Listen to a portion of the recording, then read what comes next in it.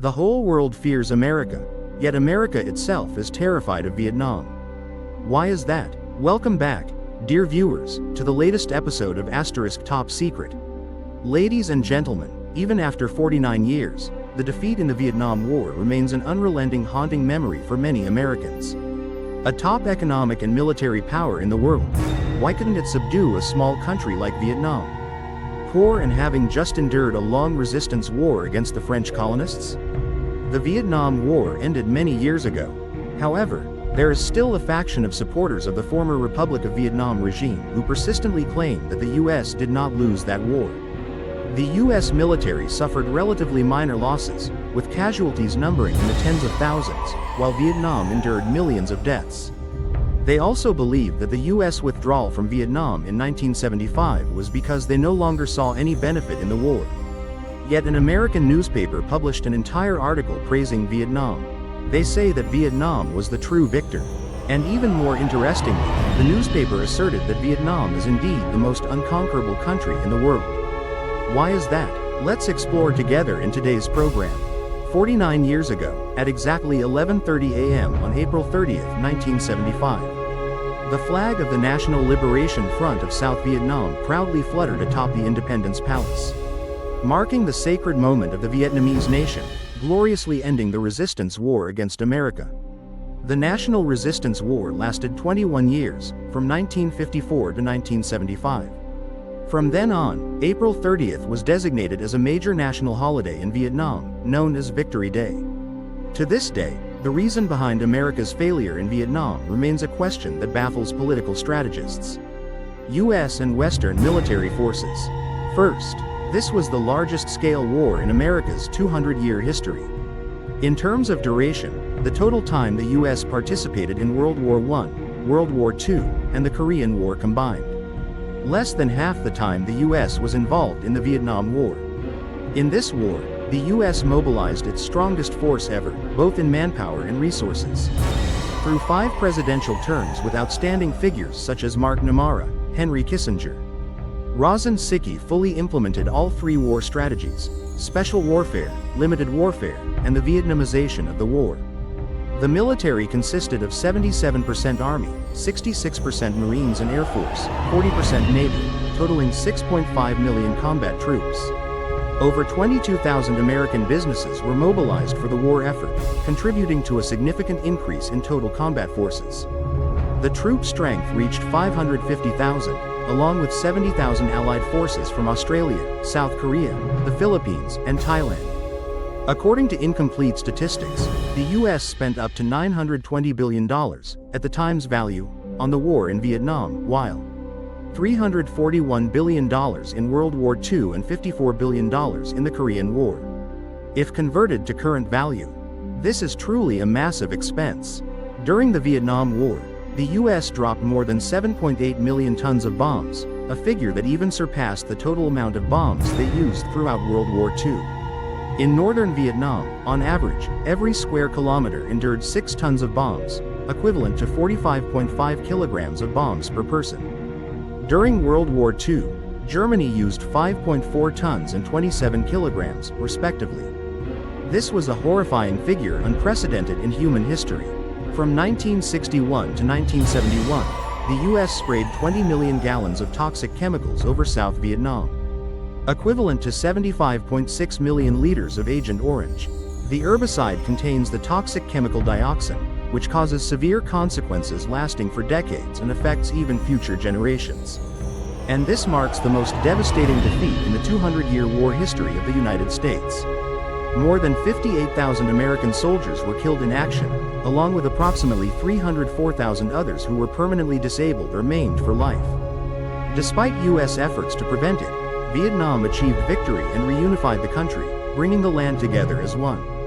Many politicians and leaders in the US have deliberately concealed the truth. Any attempts to justify or explain the dark schemes and tactics of the US in the war of aggression against Vietnam are meaningless. Here are the 2 English translation options based on the context. Some warmongers claim the US lost the war simply because it didn't go all out in fighting. Unable to maintain their authority and power, nor knowing how to escalate the war to push Vietnam back to the Stone Age. Many American and Western scholars have argued that the cause was the US military. Sent to the distant battlefields of Asia, a land fraught with peril and deadly traps. Here are the two translation options, depending on the desired tone. Anatomy of a War. The book, published in New York, USA in 1985, offered bitterly critical remarks. Vietnam was the first overseas war the US fought since 1882. This has led to a severe social crisis, causing internal fractures and deep political divisions. Vietnam Today. It clearly points out that the biggest mistake of the Americans was failing to understand the history, culture, and unique psychology of the Vietnamese people. They were overconfident in their military strength, certain that they would win this war. They never bothered to care who they were fighting against. America came to Vietnam with the intent to build, but in the end, only left destruction. The US came to Vietnam with the aim of controlling the people, but it turned into their longest war. The first war that America lost showed that the tools of war. Nothing can replace the vitality of national spirit. International scholars studying our nation's resistance war against the US cannot help but express their astonishment. Because Vietnam was once a small, poor country with a backward economy in the past. When entering the resistance war against the US, Vietnam faced countless formidable challenges. Because the country was temporarily divided into two regions, the economic and military gap between Vietnam and the US is vast. Therefore, in the 1960s, some friendly countries advised us to focus on developing the North first. Only by dreaming of liberating the South and reunifying the country can we hope to secure a stable future. It won't be done until tomorrow. The United States has a fundamental weakness: the lack of moral legitimacy. Vietnam's struggle is just and increasingly receives support from progressive people worldwide. The American people are also united in their support. That was the crucial foundation for the Labor Party of Vietnam, now the Communist Party of Vietnam, alongside President Ho Chi Minh. Formulating the People's War Strategy with its outstanding advantages. The entire nation fights the enemy together, harnessing the united strength of all people, with self-reliance as the foundation. Harness the nation's strength in harmony with the power of the era. The People's War brought out the pinnacle of patriotic spirit in every citizen. Regardless of age or gender, everyone embodies the spirit of revolutionary heroism. At the same time, it awakens creativity and ingenuity, qualities considered the distinctive spirit of the Vietnamese people. The United States possesses a powerful military force equipped with state-of-the-art technology, backed by a large-scale military research system dedicated to warfare. During their invasion of Vietnam, they successfully deployed their most elite units along with modern weaponry. Advanced warfare. But the American forces failed to effectively capitalize on their advantages in weaponry, military equipment, and combat tactics. America still lacks a core and coherent strategy. American leaders and top generals seem to have completely forgotten the saying. Know your enemy and know yourself, and you can fight 100 battles without defeat. This is essential when crafting strategy. They were all overconfident and underestimated their opponent, to advance toward the final victory on April 30, 1975. Under the leadership of the party and President Ho Chi Minh, our military and people successively faced every challenge. With the plans and strategies of the American imperialists and the Saigon puppet regime, this process went through 5 phases. Phase 1 lasted from July 1954 to the end of 1960. We focus on fighting, preserving our strength, and then shift to the offensive. Initially defeating the American scheme to carry out neo-colonialism. Phase 2, lasting from early 1961 to mid-1965, saw us both consolidate and intensify our offensive momentum. Special War. Phase 3 lasted from mid-1965 to late 1968, during which the party led the people across the nation in rising up to resist the Americans and save the country. Limited War. The Navy was first established in the North. Phase 4, from 1969 to 1973, our military and people demonstrated the utmost strength of unity, fighting resolutely alongside our fraternal allies from the 3 brotherly nations. Vietnam, Laos, and Cambodia thwarted a strategic move in the Vietnamization of the war plan. Defeat the enemy's second wave of air and naval attacks in the north, gaining the upper hand to continue negotiations. This could be considered the fiercest phase of the war. At 10:30 a.m. on December 17, 1972, U.S. President Richard Nixon directed an air campaign against the capital Hanoi, Haiphong, along with several other cities and towns in the northern region. At 6:50 a.m. on December 18, 1972, the Air Defense and Air Force units had raised combat readiness to level 1. At 7:10 p.m., Radar Company 16 detected a B-52 aircraft. At 7:15 p.m., Regiment 291 detected B-52 aircraft and reported that the enemy was entering North Vietnam's airspace. At 7:25 p.m., the Vietnam People's Air Force was ordered to scramble and intercept enemy tactical aircraft formations. From 7:25 p.m. to 8:18 p.m., multiple formations of B-52 aircraft, each consisting of 3 planes, continuously bombed the area. Noi Bai Airport is located in the districts of Dong An, Yen Vien, and Gia Lam.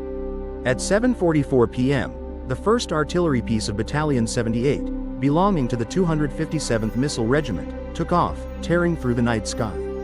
The 12-day and night battle of the Tri-Service Air Defense Force to defend the capital Hanoi has officially begun. The 261st Anti-Aircraft Artillery Regiment was ordered to concentrate firepower and destroy the 671st Aircraft Squadron approaching from the Tam Dao direction, which was attacking the warehouses.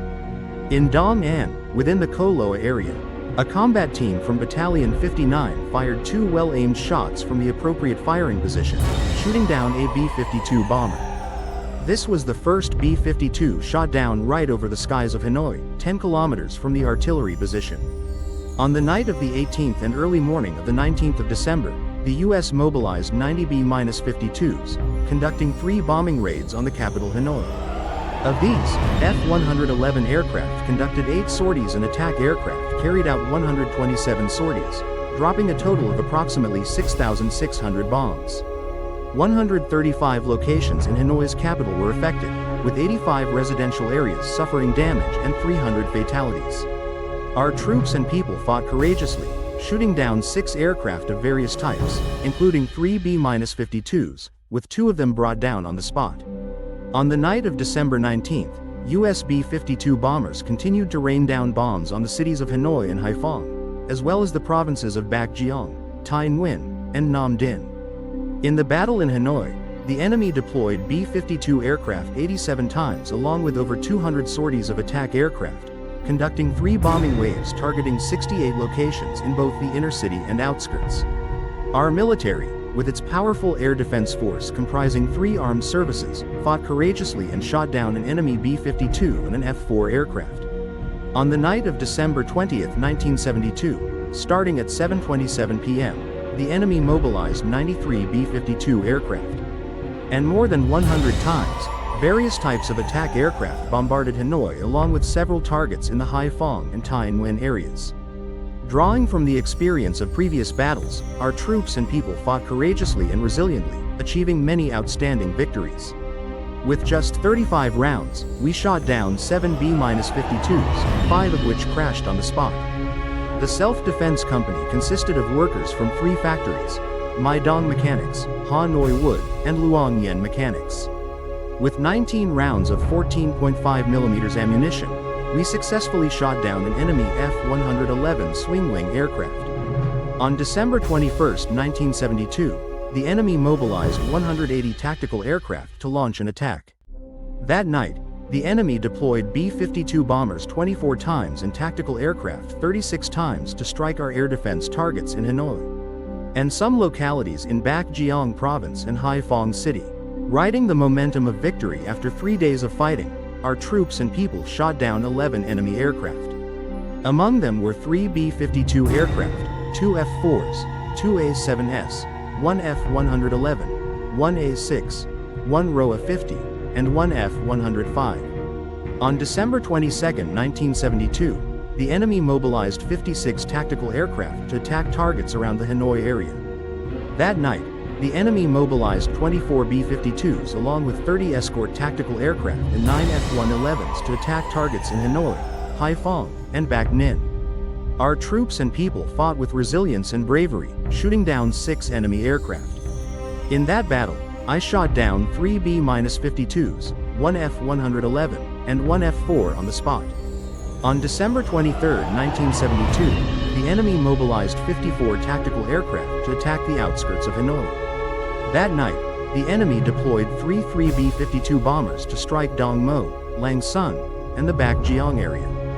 30 F-4 and F-105 aircraft, along with 7 Navy tactical aircraft and 11 F-111s, participated in the airfield strikes. The targets include Noi Bai Airport, Yen Bai Province, Keenan District, Haiphong, as well as several locations in Hanoi, Haiphong, and Quang Ninh.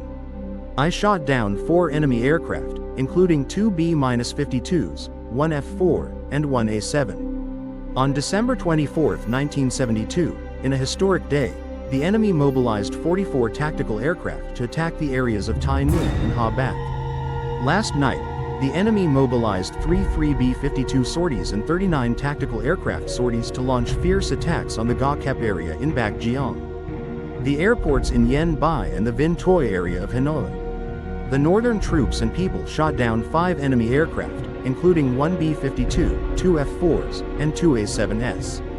After heavy defeats, at midnight on December 22nd, taking advantage of the Christmas holiday, the enemy temporarily halted their attacks to boost morale. This force continuously seeks and employs new tactics to carry out attacks. On December 25, 1972, the Politburo and the Central Military Commission assessed that the enemy would continue attacking Hanoi with greater intensity than before. The people and military forces of the capital Hanoi and the northern provinces must draw lessons from previous battles. Continue to strengthen morale and forces to fight effectively in the coming days. Taking advantage of the enemy's temporary pause in attacks, officers and soldiers of the 3-component air defense forces in various localities, particularly localities such as Hanoi, Haiphong, and Tai Nguyen, quickly drew lessons from the experience. Seek ways to counter and promptly respond to the enemy's sabotage tactics. On December 26, 1972, from 1 p.m. until evening, the enemy mobilized 56 sorties of attack aircraft of various types. The bombers struck missile launch sites in the Dong An Transformer Station. From 10:05 p.m. to 11:20 p.m., the enemy used B-52 aircraft to carry out 105 bombing runs. And the 110 times before that, the escort tactical aircraft carried out massive bombing raids. The enemy forces relentlessly attacked multiple targets in the areas of Hanoi, Haiphong, and Tai Nguyen with intense bombing raids and carpet bombings. In 1 hour of fierce combat, the Tri-Service Air Defense Forces of Hanoi, Haiphong, and Tai Nguyen fought valiantly. Our forces shot down 8 B-52 aircraft, with 5 destroyed in the battle over Hanoi alone, 4 of which crashed on the spot. With 10 more tactical aircraft, this will be the decisive battle. The most crucial decision was shooting down numerous B-52 aircraft over the 9 days of combat.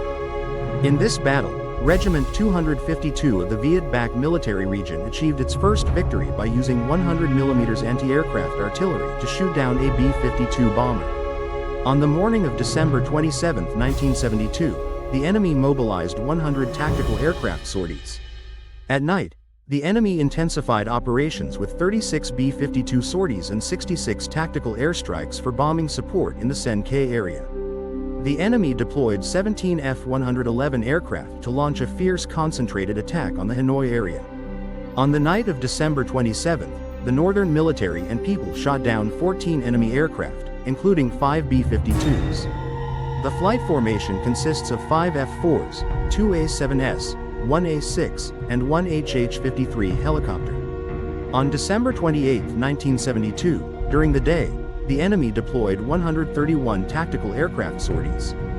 That night, the enemy deployed approximately 60 B-52 sorties to bomb targets in and around Hanoi. Our troops and people fought courageously, shooting down 3 enemy aircraft, including 2 B-52s and 1 RA-5C. On December 29, 1972, after suffering heavy losses for 11 consecutive days, the enemy's B-52 bombers were forced to halt their campaign. The enemy forces only dared to attack some outlying areas and no longer concentrate their attacks on the key target of Hanoi as before. During the day, the enemy conducted 36 tactical airstrike operations. That night, the enemy mobilized 60 B-52 sorties and 70 tactical aircraft sorties to attack the targets. In the provinces of Tai Nguyen, Lang Son, Binh Phu, Hanwha, as well as the suburban areas of Haiphong and Quang Ninh. Our forward Air Force units, including Battalions 72, 78, and 79, achieved success by shooting down 2 enemy aircraft, a B-52 and an F-4. This was the battle that ended the 12-day and night campaign to defend Hanoi in North Vietnam, taking place in late December 1972. On the early morning of December 30, 1972, President Richard Nixon announced the end of the strategic bombing campaign. When entering Hanoi and Haiphong, the U.S. halted bombing north of the 20th parallel and made a proposal to the Democratic Republic of Vietnam government. The two sides continued negotiations and reached the signing of the Paris Agreement. In summary, over the course of 12 days and nights, the U.S. Empire mobilized 663 B-52 sorties and 3,920 tactical aircraft sorties to conduct bombing raids. The enemy dropped over 100,000 tons of bombs and ammunition on Hanoi, Haiphong, and many other cities and towns in the northern part of our country. In Hanoi alone, the enemy deployed 441 B-52 sorties along with numerous other tactical aircraft, dropping thousands of tons of bombs on residential areas. Places such as airports, train stations, hospitals, and schools. They devastated many neighborhoods and villages, destroying 5,480 houses, including nearly 100 factories. Factories, schools, hospitals, and train stations caused the deaths of 2,368 civilians and injured 1,355 others. Completely destroyed Cong Thien Street, the most densely populated area of Hanoi. The period from late 1973 to April 30, 1975 was a time of shaping new opportunities and strengths. Seize the opportunity, resolutely carry out the general offensive and uprising in the spring of 1975. Victoriously concluding the resistance war against the U.S., completely liberating the South, and reunifying the country. In reality, not only government officials but also the American press held hopes that the U.S. military would intervene in South Vietnam. This will lead to a resounding victory, or at least force the North Vietnamese army to retreat. But the U.S. side underestimated Vietnam. If we allow the adversary to perceive that, if they couldn't win, they would give up. Yet, the North stood firm and refused to back down. General Secretary Le Duan and the Politburo of Vietnam at that time assessed that when the U.S. recognized the fierce determination of North Vietnam, they faltered. And in reality, the American side had indeed lost their resolve. It is the American soldiers who wield their rifles on the battlefield that understand the war and their enemy better than anyone. Former U.S. Colonel Andres Svogel lived in Vietnam for 9 years during the war period, serving as an advisor to the government of the Republic of Vietnam.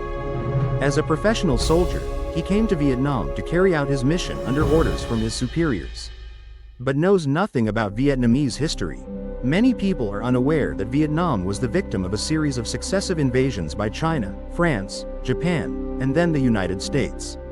After all these years of wandering far and wide, meeting and talking with the people of Vietnam, among them are many revolutionary soldiers, offering deeper insights into the history, culture, and traditions of the Vietnamese people.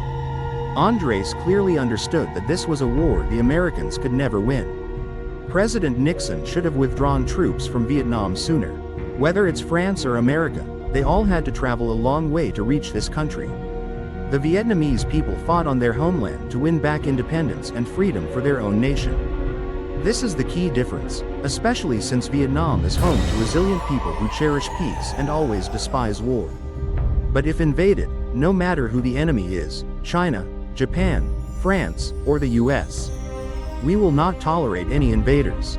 The US being forced to withdraw troops from Vietnam was significantly influenced by international war correspondents, especially American journalists, with their reports and authentic images captured right on the battlefield. They helped the American people and the international community understand the true nature of the war in Vietnam. Exert public pressure to force the U.S. government to stop escalating the war. The victory of April 30, 1975, of the Vietnamese people proved an eternal truth. Today, a country, even if its territory is not vast, its population is not large, and its economy is not highly developed, but knowing how to unite, being determined, and having a correct and creative revolutionary path, adapting to our actual conditions and receiving support from international friends, it is entirely possible to defeat any invading force, no matter how many times stronger they may be.